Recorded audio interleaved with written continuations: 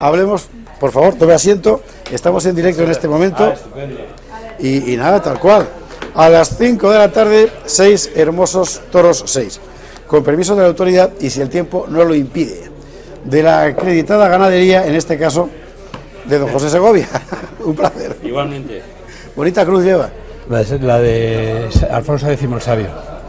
Un minuto para publicidad, perfectamente. Pues mira, Jaime, por favor, si podemos enfocarle la cruz de Alfonso X el Sabio que lleva el señor Segovia sobre la solapa, así hacemos un poco de derecho premial divulgativo en televisión, porque este tipo de cosas que en otros países son, bueno, forman parte de la cultura civil general. En España poquísima gente está al tanto de la cuestión.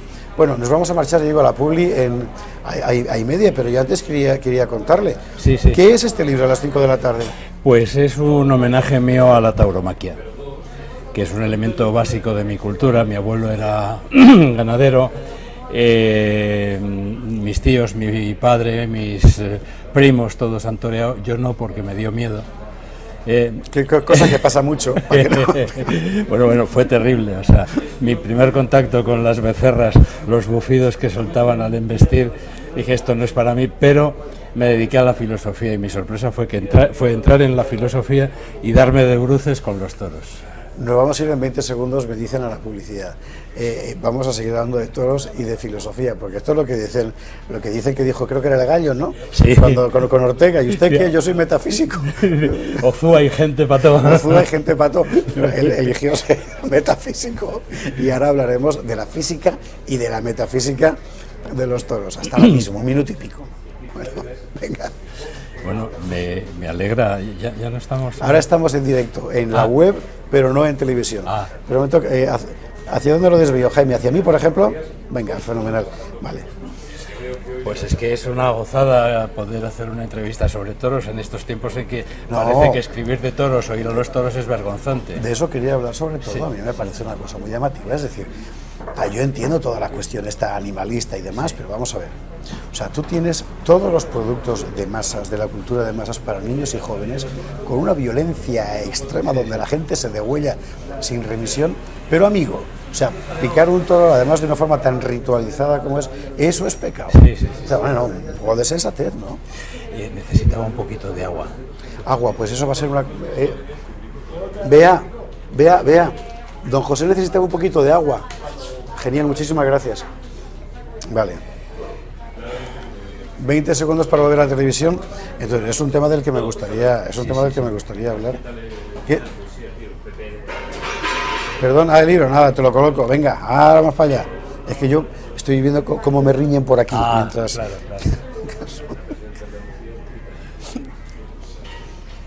Estamos de vuelta en el directo televisivo con don José Segovia. Vamos a hablar de toros. Además, el viernes es San Isidro, de toros. Antes le cuento que tenemos confirmación de la cifra de víctimas del terremoto de ayer en Nepal. Ya decíamos aquí que lamentablemente esa cifra de 4 muertos que daban era evidentemente provisional. Bueno, la última cifra que hemos leído es de 66 víctimas mortales del terremoto de ayer. Aún están los científicos preguntándose si fue un terremoto distinto o una réplica del de hace 10 días, pero estos efectos es irrelevante, no lo es ciertamente efectos de prevención. Bien, 2, de esa otra noticia que hemos contado, luctuosa también, ya lo siento, del atentado en Karachi contra un autobús de musulmanes chiíes perpetrado por islamistas suníes, de los que están en guerra civil en este momento en el Islam.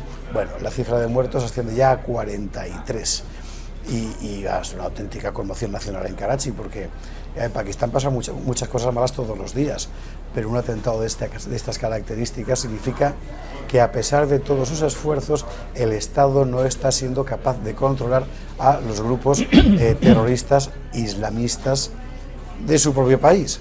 La mayor parte de ellos, por cierto, creo recordar que se llama Jamaat Islamiyya, que es el grupo más violento del islamismo pakistaní. En fin, bueno, vamos a los toros. Nos vamos a los toros. A las 5 de la tarde. O sea, que usted habría querido ser torero y acabó de filósofo. Claro. Otros lo hacen al revés, pero en fin. Me he ido bien. ¿Sí? ¿Alguno lo ha hecho al revés? Bueno, José Tomás. Sí, José Tomás fue alumno del instituto donde yo fui director, el Diego Velázquez de Torrelodones. Claro. Que usted está en Torrelodones. Fui, ya estoy jubilado. Llevo ya claro. Yo es que vivo en Galapagar. José Tomás es el héroe del pueblo. Claro. Sí. Alguna vez se le ve, viene de Estepona donde vive, y alguna vez se le ve por allí. Y ahora es curioso porque alguna vez se le ve correr por el campo, claro. Por el campo corremos unos cuantos que no nos conocemos todos. Muchas gracias. Y de repente ves que aparece un señor con gafas de sol enormes, una especie de braga de estas en torno a la cara y una enorme gorra para que no se le conozca. Dice, José Tomás, claro, porque es evidente, es decir, bueno, en fin. Bueno. He tenido de alumnos a primos suyos, un alumno excelente, Nacho Moore, que ahora es cantante, guitarrista, ha sido excelente alumno y primo de José Tomás. Estamos ante una colección de crónicas, ante un ensayo, ante poesía, ¿ante qué? Frente a la polémica de toros sí, toros no, me gustan, no me gustan, como los toros son una pasión, Daniel Pennac, un literato francés, decía: el verbo leer no soporta el imperativo, pues el verbo amar tampoco y la tauromaquia tampoco. O te gusta o no te gusta. Entonces me he limitado a decir, frente a esta polémica que hay, voy a describir qué es esto de la tauromaquia, de dónde viene el mito. Es el último mito que queda en Occidente, el último mito de la cultura mediterránea. Bonito, el último mito viviente. Sí. Todos acaban fosilizados, es decir, racionalizados, culturizados. O convertidos en héroes de Marvel como Thor y todas esas cosas. Entonces, lo que hago es describir simplemente qué es la tauromaquia, de dónde viene, qué pretende, por qué la muerte. Porque claro, nosotros en España tenemos el burlador de Sevilla, don Juan Tenorio, pero hay otros burladores, los toreros son burladores, burlan a la muerte creando arte. Y es el único mito, la única realidad viviente en este momento en España como actividad social en que la muerte es una realidad. La muerte es una realidad, es la realidad prístina primera. Los toreros se enfrentan a la muerte, la pueden tener, pero es la única ocasión en que el hombre le da al animal la posibilidad de que lo mate. Pero es la palabra maldita. Estamos en el siglo más mortífero de toda la historia de la humanidad. Y sin embargo la palabra muerte da un miedín que todo el mundo trata de maquillarla como sea. Exactamente. Y sin embargo, como dicen Tierno y García Lorca, los espectadores de los toros somos los únicos que no tenemos vergüenza en decir que vamos a ver la muerte. Pero no cometemos el crimen de ritualizarla con la pena de muerte. O de, como dice, he utilizado, la literatura que he utilizado es muy básica. He utilizado bastantes libros, figura la bibliografía al final del libro, solo la que he utilizado, y uno de ellos es un libro de Abenamar, Santos López Pelegrín, 1842, La filosofía y los toros, donde dice, miren, si pasamos revista a la historia de la humanidad, no tenemos que sentirnos orgullosos. Tenemos las cárceles. Qué forma tan bonita de tener encerrada a la gente. Pero veamos Napoleón. Napoleón mata 100.000 de sus soldados para decir que ha triunfado. ¿De qué? ¿Cómo? ¿Para qué? Y va pasando revista. Si se puede criticar los toros, por favor, ciérrense todas las cocinas. Y entonces hace una apología de qué es lo que pasa en una cocina. En fin, entonces... Qué cosa más bonita de bibliografía, me lo voy a decir, es que esto hay que contarlo. O sea, no es como decir un repertorio de crónicas, que estaría muy bien. Escuche, Aristóteles, Gastón Bachelard, José Bergamín, Albert Camus, Manuel Chávez Nogales, que es un gran desconocido y es un talento formidable, que es un Marco Tulio Cicerón, Harvey Cox, Humberto Eco, Mircea Eliade, George Fraser, Sigmund Freud, Antonio García Vaquero. Bueno, qué barbaridad. Jacques Monod, Charles Mueller, Marcelino Menéndez Pelayo, que es la mitad de mi biblioteca. Está genial. Jean Piaget, en fin, bueno. Esos son los que he utilizado. No he puesto esa bibliografía general que todo el mundo pone, que luego no se lee. He puesto solo los que he utilizado. Entonces, y ha sido un disfrute, fundamentalmente, pero sobre todo una descripción. Esto es la corrida, porque la corrida en este momento tiene tantos orígenes, tantos elementos, desde el hombre del Paleolítico de Siegaverde, que se acaban de descubrir los yacimientos hace muy poco en Ciudad Rodrigo, o los de Altamira, que matan al toro para comer, pero de repente van y lo pintan, el primer artista, el primer torero, y después de ahí lo convierten en un rito y en un mito y en un tótem y le adoran, y como le adoran y le envidian, le matan y se lo comen. Y estás poniendo parte de tu alma en él, que es lo que no termina de entenderse en esta civilización. Exactamente. Claro. Entonces me he limitado a describir de la mejor manera que he podido este tipo de cosas, porque para mí esto es una pasión. Decía Camus, Albert Camus precisamente, que él nació pobre en Argelia, y decía: para los niños argelinos la luz, el agua y el sol del Mediterráneo era la riqueza primordial, y era gratuita toda. Y esa sensibilidad es una viscosidad que se pega en mi piel y me ha acompañado toda la vida. Para mí los toros es eso. Yo lo viví con mi abuelo, que era ganadero, de pequeño. Él me enseñó, cuando yo decía un toro rojo no, colorado, melocotón, flor de gamón, no sé qué, me enseñaba la terminología. O sea que... ¿Por qué? Sí, vamos a ver, la tauromaquia, separemos dos cosas. Por una parte, los taurófilos dicen, no los taurinos, los taurófilos, que la fiesta lleva en crisis, no sé, 150 años probablemente, porque siempre están con lo mismo. Pero sí que es verdad que en los últimos 20, 15 años hay un retroceso desde el punto de vista popular de la fiesta extraordinario.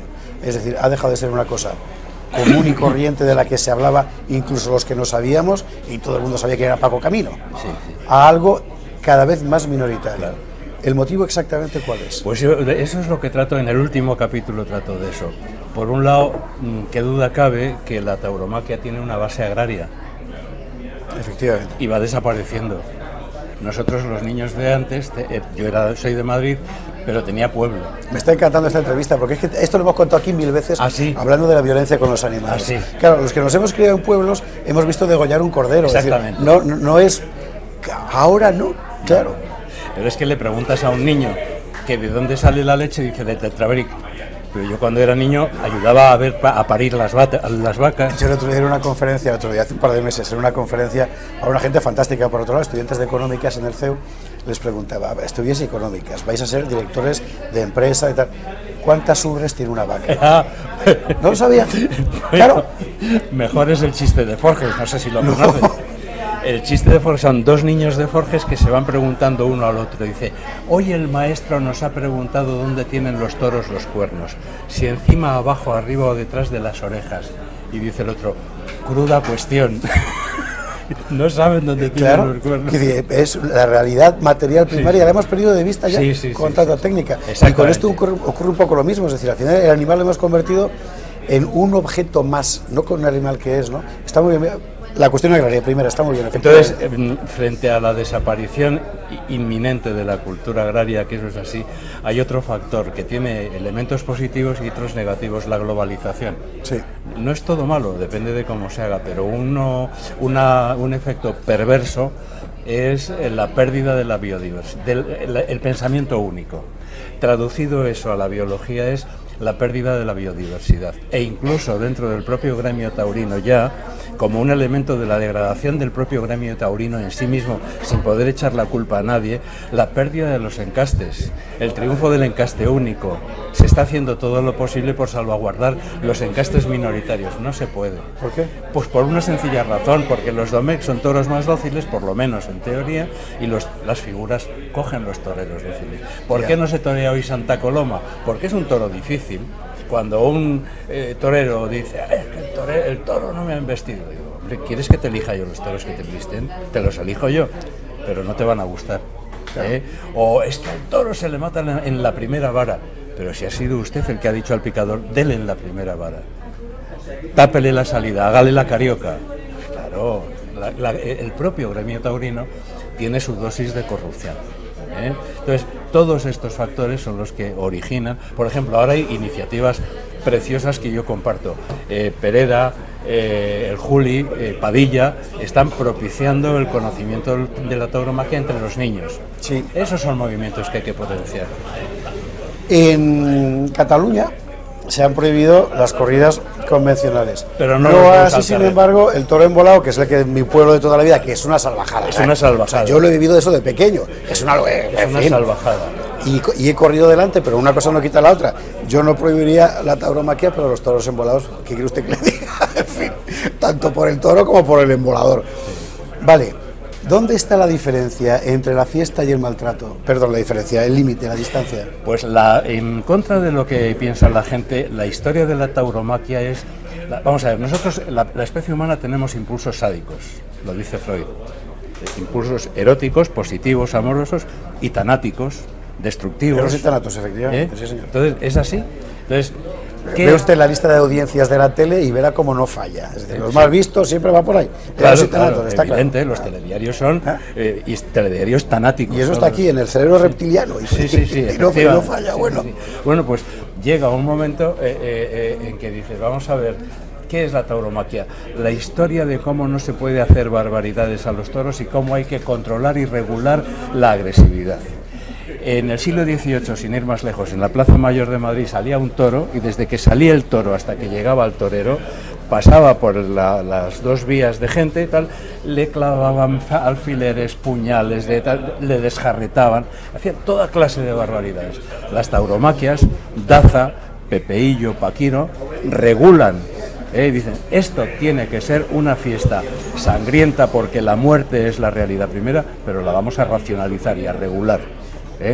De hecho, de 600 toros, bichos, elementos, vacas, herales, utreros, que tiene una ganadería, de 600 de media, al final se sacrifican 54 al año, unos 54 al año, después de haber vivido 4 años con una molicie como no la tiene ningún otro animal, sí, en un entorno privilegiado como es la dehesa mediterránea.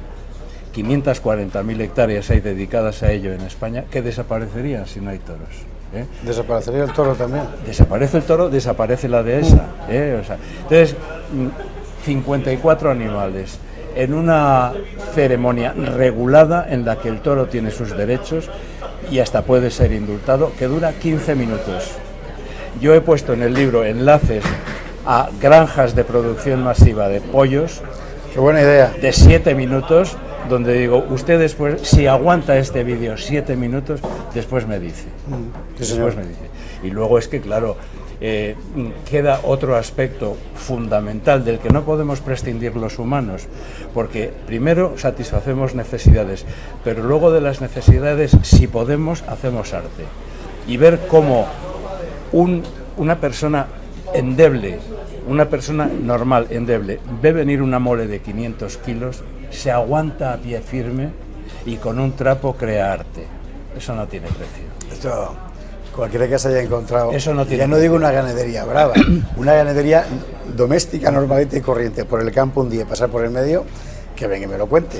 Es que, en fin, que impone mucho. Mucho. Aunque sean vacas que sabes que son de leche, da igual. Sí. Bueno, ¿cómo se puede recomponer lo que, además de una cosa específicamente, es decir, animal, por la cosa del toro, tiene también mucho de pérdida de identidad cultural?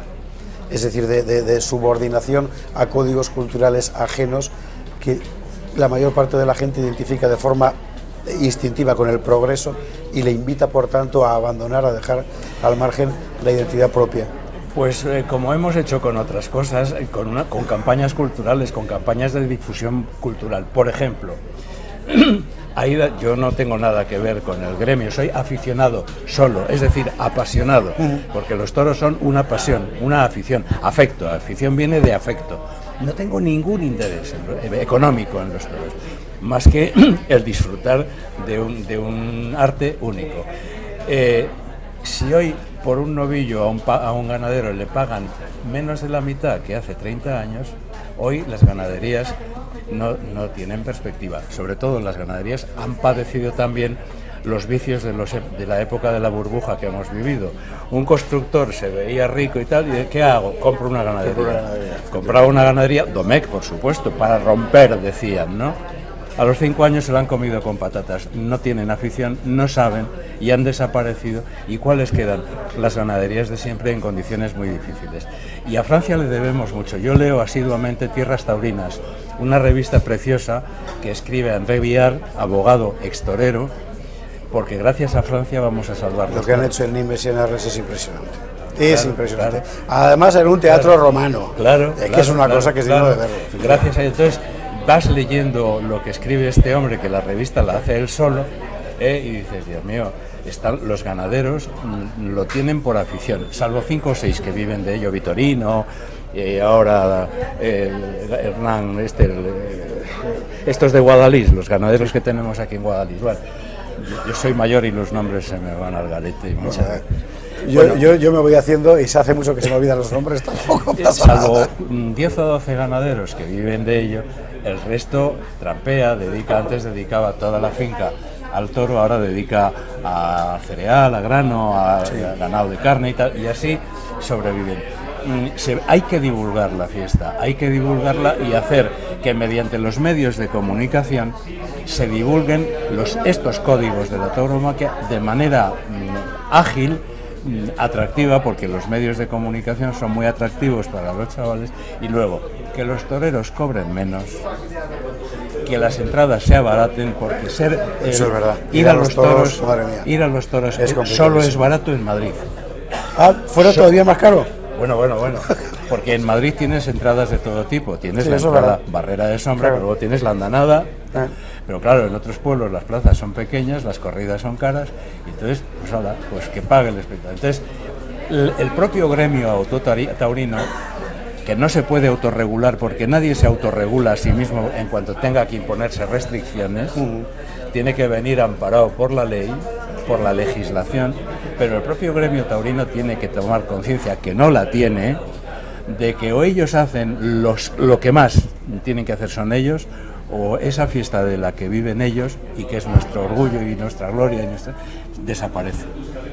Bueno, esto no es un sermón, pero lo parece, ¿eh? Don José, estoy encantado con esta entrevista y además yo le pediría incluso que viniera usted más veces para hablar, ya no de toros, sino de muchas más cosas. Bueno, de lo que quiera. Noticia de 12 horas 27 minutos. Bildu se propone prohibir los toros en Bilbao. Prohibir. Sí, señor. La candidata de H. Bildu a la alcaldía de Bilbao y portavoz de la coalición soberanista, la llaman ahora, cojita, Aitziber Ibaibarriaga, se ha marcado como objetivo suprimir los toros de la plaza de Vistalegre de la capital vizcaína. Lo ha dicho en una entrevista concedida a Info7, para que la Vistalegre deje de ser una plaza donde se torturan animales. Dice Bildu, o sea, el entorno de ETA, no le fastidia que se torturen animales, hombre, ¿verdad? Bueno, y quiere que se convierta en una plaza de ocio abierta los 365 días del año para realizar actos culturales de verdad.